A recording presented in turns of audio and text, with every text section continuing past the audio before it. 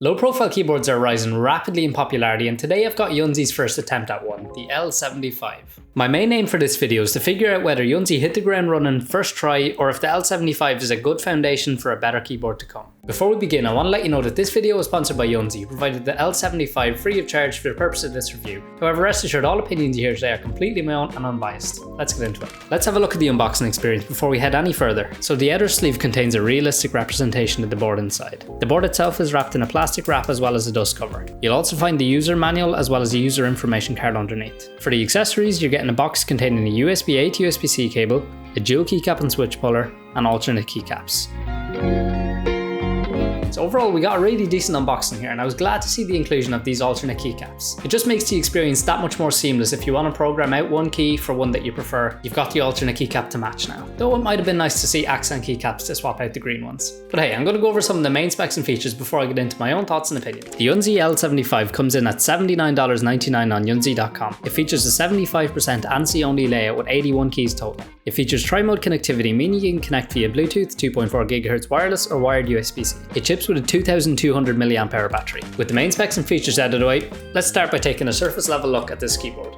So it's only available in one colour, this acid green gooey experiment vibe. Perhaps that's Yunzii's subliminal messaging for letting us know they're beginning to experiment with low-profile keyboards. But yeah, this colourway is not going to suit everyone, so it would have been nice to see a few more. So yeah, as I've mentioned, the L75 is a low-profile keyboard with keycaps that resemble that of what you'd find on a laptop. The L75 is 0.9 inches tall, making it about 40% shorter on average, in theory, than a full mechanical keyboard. It's got a full glossy plastic build. It's ever so slightly transparent, which does kind of attract fingerprints. Now, although it is plastic, it's kind of weirdly heavy, so it doesn't feel cheap or anything like that. As I said, glossy plastic, so it's really smooth. It is ABS plastic, but yeah, the smooth kind. So the board does have a gasket mount structure, but being low profile, there's minimal actual flex you can see here. So flipping it around, there's a mirrored information backplate underneath. Other than that, there's rubber case feet in each corner for grip on your desk, and no adjustable feet, so you are stuck with that flat typing angle, but I guess that's kind of the point though. If we look on the front here, there's a bunch of holes. I'm guessing this is for heat dissipation, but I'm not sure, so let me know in the comments. So there's some interesting things to talk about on the edge. Firstly, you've got this unlabeled toggle switch, but basically it just allows you to switch between wired and wireless modes. Though wired still works in wireless. It's not really the most intuitive,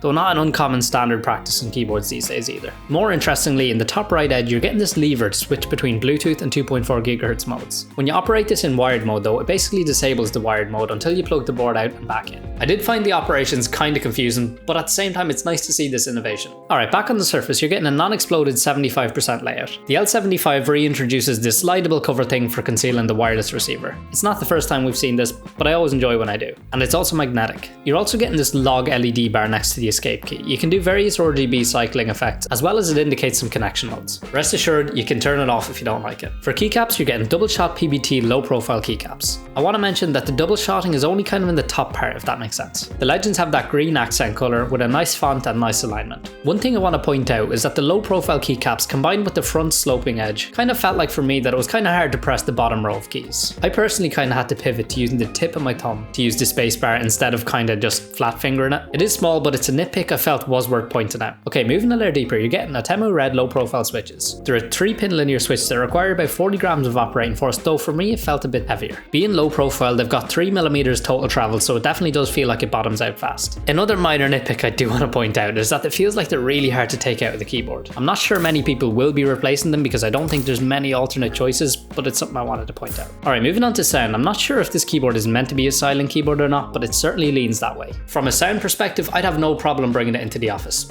Whatever about the theme. The stabilizers were up to standard, no ticking or rattling. Okay, you're getting full RGB with nice soft diffusion and plenty of vibrant RGB modes you can cycle between. If you fancy using it for gaming, you've got that shorter travel as well as N key rollover, which is pretty much an essential. Now in terms of latency, I don't have any of the fancy testing equipment and nothing was documented for marketing purposes, so I'm not sure. Now, for software compatibility, unfortunately no QMK or V support here, and I personally had a hard time with the Yunzii driver. Maybe that was just my PC, but again, not sure. Okay, so it's at this point in the video where I usually perform a teardown to showcase the internal structure of the keyboard, but honestly I'm not sure that's something Yunzii really intended on. So I couldn't find any visible screws on the case, so it's probably a clipped case design if you're able to open it at all. I guess there's little modding that can be done to a low profile keyboard, so maybe that's the reason. What I can say though is you're getting a polycarbonate plate and a south-facing hot swappable PCB. You're getting plenty of foams and a 2200 mAh battery. Now the battery capacity is definitely much lower than I usually like, but I'm guessing that's a challenge with low profile keyboards given the internal lack of space. Okay, as always, it's time to play the sound test before I leave you with my closing remarks and recommendations.